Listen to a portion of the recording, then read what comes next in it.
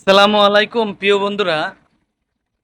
আসলে মাঝে সাঝে কিছু বিষয় নিয়ে কথা বলতে নিজেদের কাছেই খারাপ লাগে।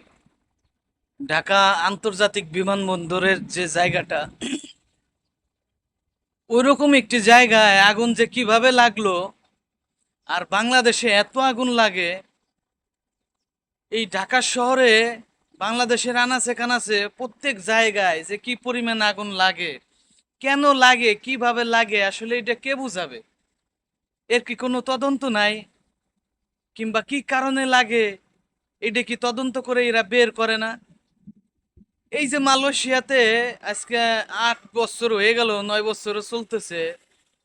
9 বছরে আমরা দেখলাম না কোনো জায়গা এইরকম ভাবে আগুন লাগতে, কিংবা আগুন লাগে এরকম পুইরে যাইতেছে। আরে কি অবস্থা ভাই!